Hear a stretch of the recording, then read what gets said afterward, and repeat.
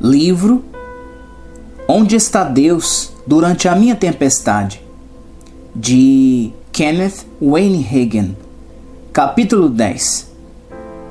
Não abandone o barco na praia. Para chegarmos vitoriosos à outra margem dos nossos problemas e desafios, devemos aprender a valorizar as virtudes das Escrituras. Na incerteza da vida moderna, muitos desistem da palavra de Deus. Eles acham que a terra firme, pela qual tanto anseiam, está fora do alcance e, por isto, estão prestes a abandonar o barco no que se refere à fé. As pessoas se esquecem que a Bíblia não é uma coleção de histórias em um livro sagrado. A palavra de Deus, incluindo cada letra escrita, é o verdadeiro poder do Altíssimo para aquele que crê. Vê Romanos 1,16. Como manter essa força ativa e eficaz em nossa vida? Hebreus 4, do 12 ao 16. Porque a palavra de Deus é viva e eficaz e mais penetrante do que qualquer espada de dois gumes, e penetra até a divisão da alma e do espírito, e das juntas e medulas, e é apta para discernir os pensamentos e intenções do coração. E não há criatura alguma encoberta diante dele. Antes, todas as coisas estão nuas e patentes aos olhos daquele com quem temos de tratar. Visto que temos um grande sumo sacerdote, Jesus, Filho de Deus, que penetrou nos céus, retenhamos firmemente a nossa confissão. Porque não temos um sumo sacerdote que não possa compadecer-se das nossas fraquezas, porém um que, como nós, em tudo foi tentado, mas sem pecado. Cheguemos, pois, com confiança ao trono da graça, para que possamos alcançar misericórdia e achar graça, a fim de sermos ajudados em tempo oportuno. Observe o que diz o verso 12. Porque a palavra de Deus é viva e eficaz. Em outras traduções diz assim: porquanto a palavra de Deus é viva e eficaz. King James atualizada. Tudo quanto Deus nos diz é cheio de força viva, Bíblia viva. Pois a palavra de Deus é viva e poderosa. Nova tradução na linguagem de hoje. A Bíblia Sagrada é viva e ativa. Ela não é passiva. Você já ouviu alguém dizer: essa criança é muito ativa? Isso significa que aquele pequeno não para. Da mesma maneira, a palavra de Deus está em constante movimento, pulsando o poder. O versículo 12 continua assim: e mais penetrante do que qualquer espada de dois gumes. A palavra é uma força espiritual capaz de executar ações que nós, sozinhos, não podemos. A última parte do versículo afirma que a palavra penetra até a divisão da alma e do espírito, e das juntas e medulas, e é apta para discernir os pensamentos e intenções do coração. A Bíblia é afiada e forte o suficiente para separar a alma do espírito. Ela lança luz sobre as nossas intenções e ilumina o caminho no qual devemos andar. Vê Salmos 119 e 105. Ela também dispersa as trevas, reprova o erro e dá instrução. Vê João 1,5 e 2 Timóteo 3,16. Além de ser uma fonte de força, encorajamento e ajuda da qual precisamos. Você já abriu as Escrituras em um momento difícil e leu que o Senhor é socorro bem presente na angústia? Salmo 46:1, parte B. Enquanto lia, também ficou em paz e teve a impressão de que as palavras de esperança saltavam da página ao seu encontro? Antes de começar a ler, você se sentia incapaz de perseverar no desafio pelo qual passava. Porém, de repente, a sua confiança e a sua força foram renovadas. Eu sou capaz, eu vou vencer. A Bíblia purifica a vida e afasta do pecado. O salmista escreveu: escondi a tua palavra no meu coração, para eu não pecar contra ti. Salmo 119:11. Em Efésios 5:26, lemos que Cristo santifica e purifica o seu corpo, a igreja, com a lavagem da água, pela palavra. As Escrituras e todas as suas promessas são poderosas quando estão no coração e nos lábios, transformam vidas. A palavra de Deus é infalível, imutável, indestrutível e eterna. É uma base sólida na qual você pode firmar sua fé e confiança. 1 Pedro 1, do 23 ao 25, na NVI, diz assim: Vocês foram regenerados, não de uma semente perecível, mas imperecível, por meio da palavra de Deus, viva e permanente. Pois toda a humanidade é como a relva, e toda a sua glória como a flor da relva. A relva murcha e cai a sua flor, mas a palavra do Senhor permanece para sempre. Essa é a palavra que lhes foi anunciada. Jesus declarou: Passará o céu e a terra, mas as minhas palavras não hão de passar. Lucas 21:33. A Bíblia não se enfraqueceu com o passar do tempo. Desde Adão, cada geração enfrentou seus momentos de incerteza e inquietação. Entretanto, Deus e a sua palavra permanecem os mesmos, e ela é tão poderosa hoje quanto era na criação, quando o Senhor disse: haja luz, e a luz se fez. Vê Gênesis 1:3. O Altíssimo afirmou: eu, o Senhor, não mudo. Malaquias 3:6 parte A. E assim, a sua palavra também não muda, porque Deus e ela são um. Firme-se na palavra que não muda. Você percebe que a Bíblia é uma rocha, na qual é possível se firmar durante as tribulações? Quando as marés da mudança sobem e o medo parece estar por todos os lados, a palavra de Deus é uma fundação sólida e segura que não será levada pela tempestade. Há quem me pergunte: Reverendo Reagan, o senhor tem alguma previsão sobre a economia mundial? Não, eu não sei a respeito do futuro em detalhes, mas conheço aquele que sabe.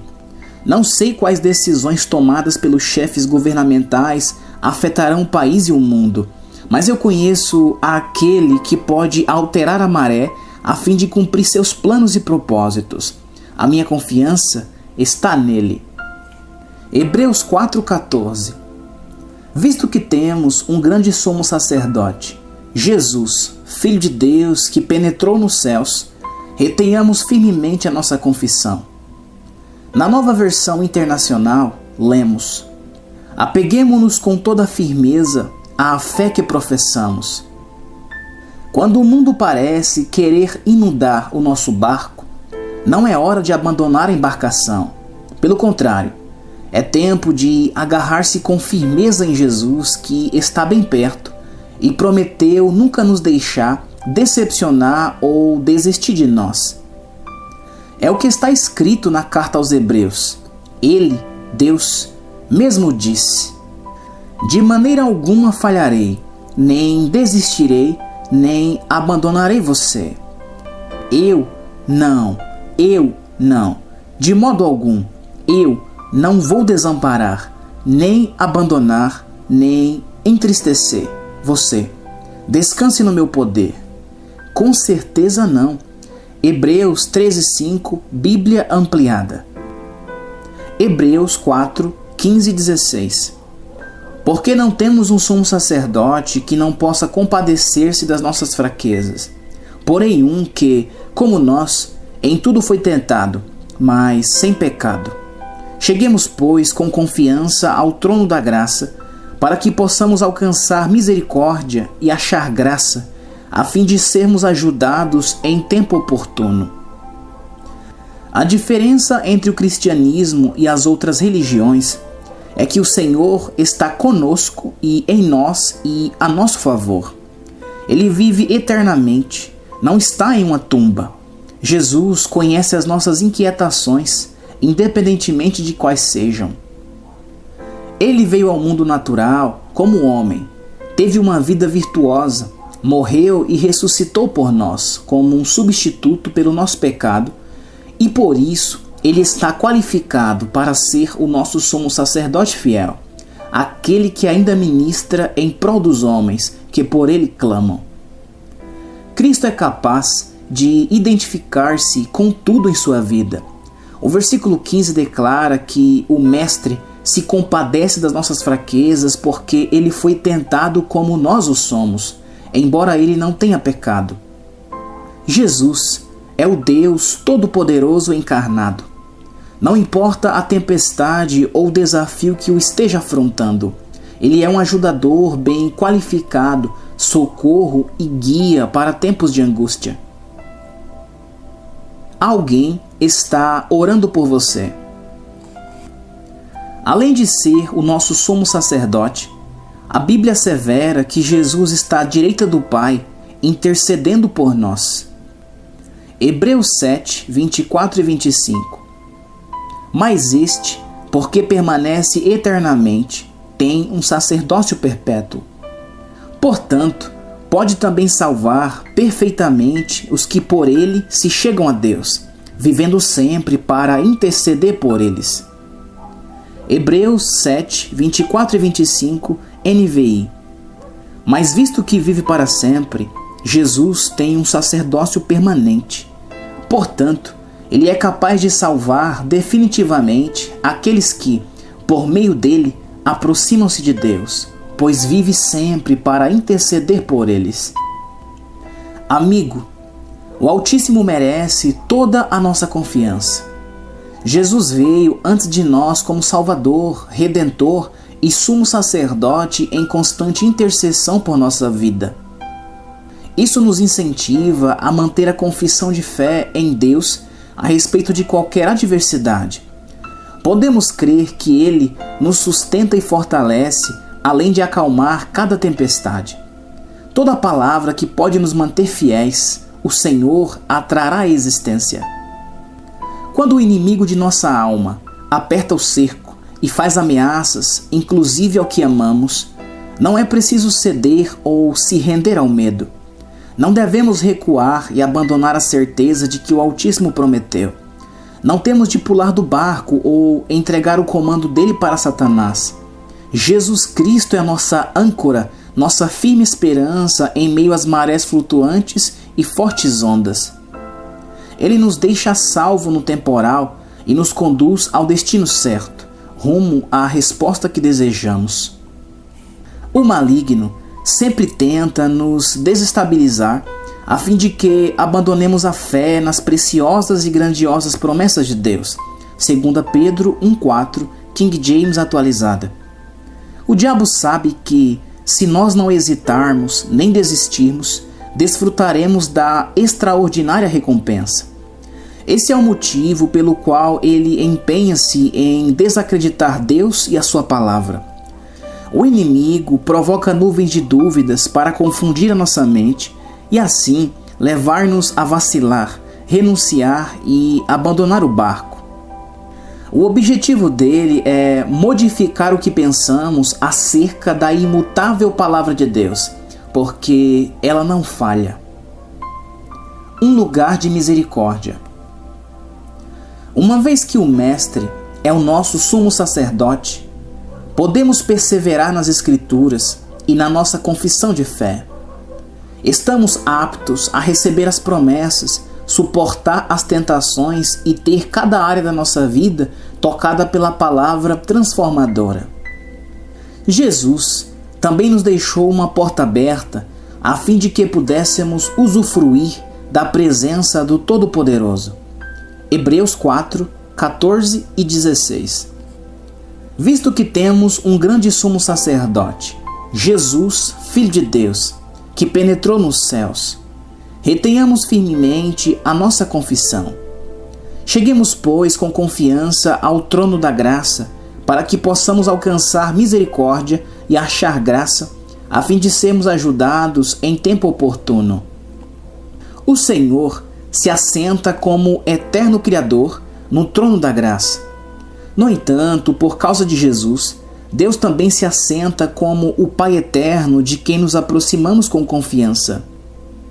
O texto de Hebreus 4,16 caracteriza o Altíssimo como o ajudador. Entretanto, quantas pessoas ainda hesitam em levar seus problemas ao Senhor? Falta-lhes ousadia e convicção para se achegarem ao trono dele. Elas não compreendem que o sangue de Jesus foi derramado no coração cristão delas, assim fornecendo livre acesso à graça de Deus. A história mostra muitos reis incutindo medo no coração dos súditos. Buscar a ajuda de um monarca, então, era algo impensável. Quem precisava se aproximar do trono real o fazia com pavor e tremor. Em muitas monarquias, não era costume ter acesso ao soberano, a não ser que tivesse sido convocado. Chegar perto sem convite podia significar a morte. Lemos no livro de Esther que a rainha fora impelida a aproximar-se do trono do rei Assuero sem ter sido chamada. Se o soberano levantasse o cedro, seria permitido que ela ficasse na presença dele. No entanto, se ele não o levantasse, ela poderia ser condenada à morte. Depois de jejuar e orar, Esther foi ter com o rei. Deus lhe concedeu tanto favor que ela salvou um povo inteiro de uma aniquilação iminente. Ver Esther 4:7. O trono do Altíssimo, o trono da graça, não é um local de julgamento. O Senhor é o Rei dos Reis e o único Deus verdadeiro. O trono dele é lugar de grande misericórdia e favor. Ele nos convida a nos achegarmos com ousadia, confiança e coragem por causa do sangue e do sumo sacerdócio permanente de Jesus. Os meus 5 netos sabem como vir a mim, o seu vovozão, de modo arrojado. Quando os meninos me visitam no ministério, acredite, eles não têm receio de se aproximar. Eles sabem que podem entrar no meu escritório com confiança, não importando com quem eu esteja encontrando naquele momento.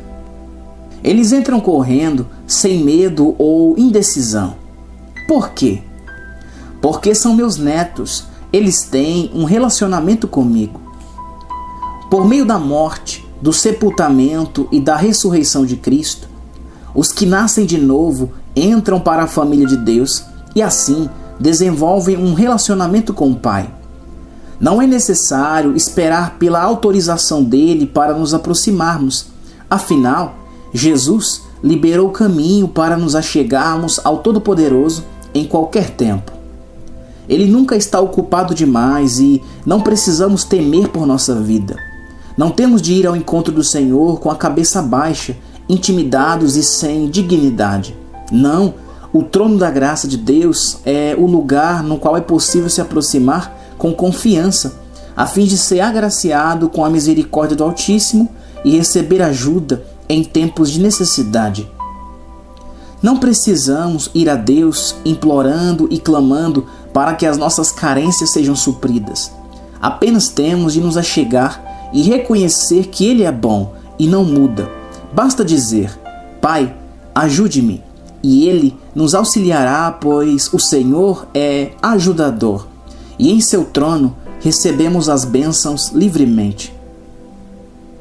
A ajuda está a caminho. É importante saber que um aparente atraso na resposta a uma oração não significa que o Altíssimo não nos tenha escutado. Não quer dizer que a ajuda não esteja a caminho. Você já ouviu a expressão percalços não são negativas? Lemos na primeira epístola de João. E esta é a confiança que temos nele, que, se pedirmos alguma coisa segundo a sua vontade, ele nos ouve. E, se sabemos que nos ouve em tudo que pedimos, sabemos que alcançamos as petições que lhe fizemos. 1 João 5, 14 e 15. Daniel, a serviço do rei Ciro, durante o cativeiro dos judeus na Babilônia, começou a jejuar e orar pela promessa de Deus a Israel, que parecia nunca chegar. Ele intercedeu por 21 dias. Após esse período, um anjo o visitou e lhe disse as seguintes palavras. Daniel 10, do 12 ao 14.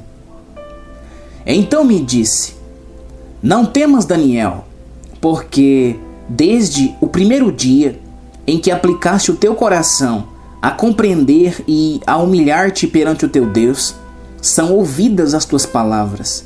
E eu vim por causa das tuas palavras. Mas o príncipe do reino da Pérsia se pôs defronte de mim 21 dias. E eis que Miguel, um dos primeiros príncipes, veio para ajudar-me, e eu fiquei ali com os reis da Pérsia.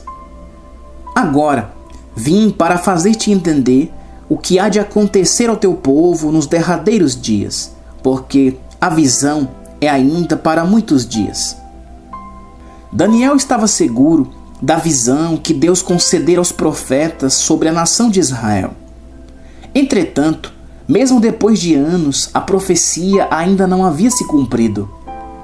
Daniel buscou o Senhor por 21 dias e, ao término desse tempo, escutou de um anjo que as suas palavras foram levadas em consideração desde o primeiro dia.